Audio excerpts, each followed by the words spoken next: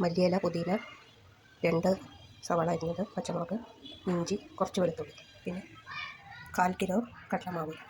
ഇപ്പോൾ തൽക്കാലത്തേക്ക് ഇത്ര ലൂസാക്കിയിട്ടുള്ളൂ. ഉള്ളിയൊക്കെ ചേർത്ത് കഴിഞ്ഞാൽ കൂടുതൽ ലൂസാണ്. ഇനി പച്ചമുളക്, ഇഞ്ചി, വെളുത്തുള്ളി, ഇല രണ്ടും അരച്ചെടുക്കണം. ഇത് മല്ലിയിലയും ഇഞ്ചി, പച്ചമുളക്, വെളുത്തുള്ളി എല്ലാം കൂടെ അരച്ചെടുത്തത്. അതിൻ്റെ കൂടെ അയമോദകം, കുറച്ച് പെരുംജീരകം, കുറച്ച് കായം ഇത്രയും കൂടെ ചേർക്കണം.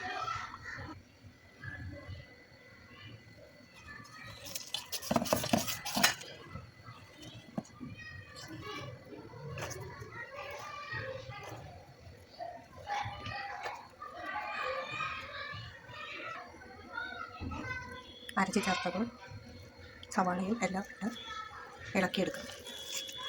കുറച്ചുകൂടെ വെള്ളം ചേർക്കാം. കുറച്ചായിട്ട് ചേർക്കാവും. അതിനുശേഷം കുറച്ച് ഉപ്പ്, കുറച്ച് വെള്ളം ഇതും കൂടെ ചേർത്ത് ഇളക്കിയെടുക്കണം. കുറച്ച് ലൂസായിട്ടുണ്ട്.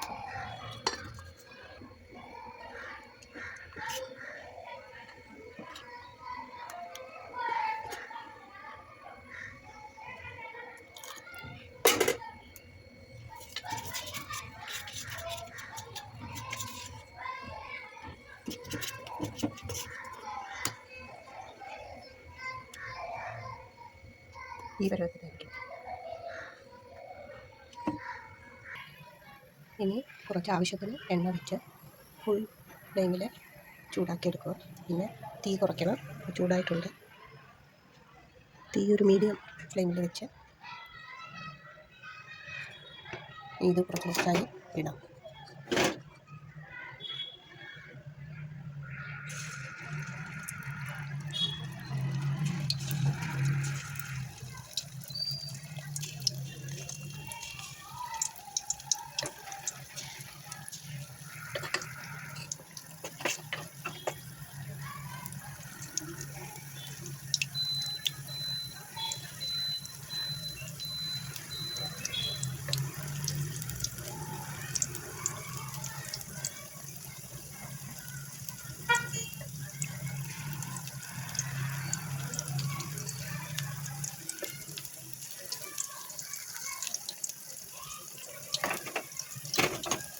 കുറച്ച് നേരം കഴിഞ്ഞിട്ട് മാത്രം ഇളക്കി കൊടുത്താൽ മതി. ഇപ്പോൾ ഒരുവിധം ഒരു വശം ആയിട്ടുണ്ട്. വിട്ട് കിട്ടുകയും ചെയ്യും. പൊട്ടിപ്പിടിക്കാം. മറിച്ചിട്ട് കൊടുക്കാം.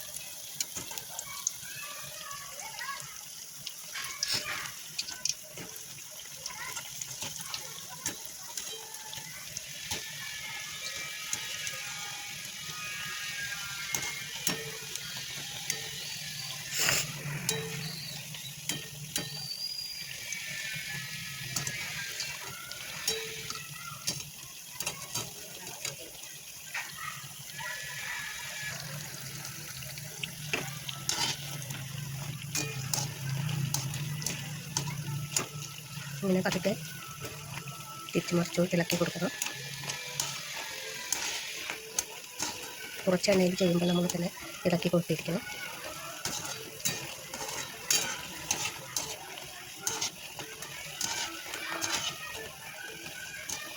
ഒരുവിധമായിട്ടുണ്ട്. ഇനി എടുക്കാം.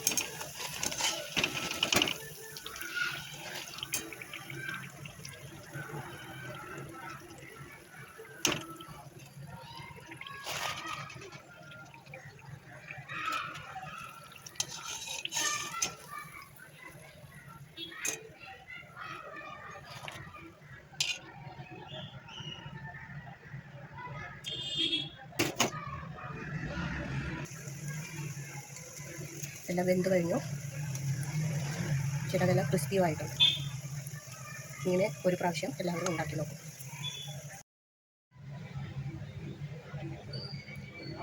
അങ്ങനെ കടലമാവിൻ്റെ ബജ്ജി റെഡി ആയിട്ടുണ്ട്. ഇനി സോസോ ചമ്മന്തിയോ എന്തെങ്കിലും കൂട്ടി കഴിക്കാം.